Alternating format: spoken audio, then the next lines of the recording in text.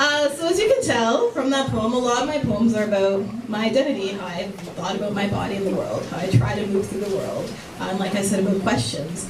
And it is Black History Month, and I'm so excited that I was chosen to be the feature for this, because this is my deal. This is literally the stuff I love doing, is talking about how I'm thinking through identity, talking with others about how they think through identity. As Daniel mentioned, I run an event called POC Talk, which is centered on people of color sharing their stories and speaking about their experiences in the world. So to be able to do this kind of event was just like, fucking right. This is, this is exactly what I want to be doing here in Kingston these days. So I'm especially excited to be the Black History Month feature. And this next poem particularly deals with issues around raciality, experiences of racism. I don't know if anyone has heard the term microaggressions. Who's familiar with that? Let's maybe show yeah.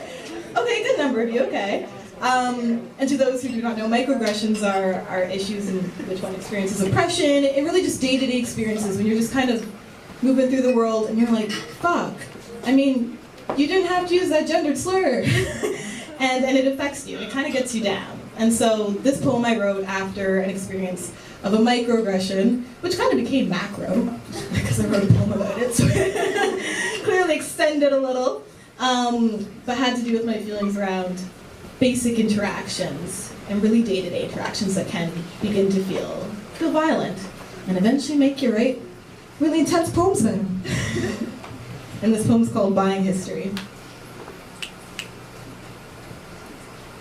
He joked once at a party that my skin was kind of dark. And he said that he hoped that when we met at summer's end that the copper blush that bronzed my body was mostly just a tan. And where was I from to keep such a complexion even in winter months?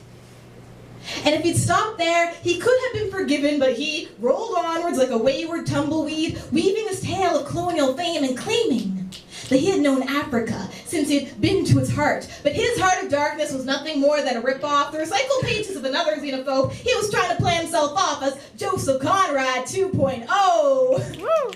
But you see, I carry my African heart, not at the stern of a boat, but in the sternum under my throat. My ancestors didn't bleed blue like you, they bled red through black skin, but for him, history could be bought with a gold card. He saw green in the dirt plots of that continent, but not that of the grass, but he still asked if he could at least lean to the other side.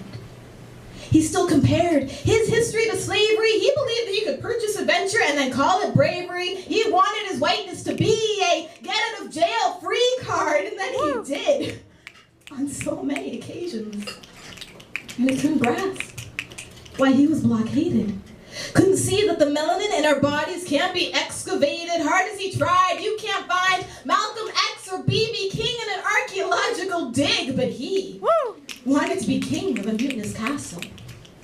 Wanted to be Lion of the Pride, but couldn't hide that he was just a wolf in sheep's clothing, just a joker playing prince, just a dwarf dressed as a giant. You see, my foremothers were those mammoths he took as meek. He forgot that a past means survival, and that history means life, and that the strife of a people cannot be adopted like a stray cat. Cannot be plucked from its mound, but he had circled Jerusalem and thought that that meant he'd weathered Ezra by the pound. His jet-setting message was paper-mache and Benjamins and bigotry trimming the tails of his jacket, and maybe I should have lifted the veil. Should have heralded him with 1,000 lines of anger. Maybe I should have divided the shore and the sea. Maybe I should have shown him those dollar signs on his dirty knees, or maybe I should have just told him my skin is just as dark as it fucking should be.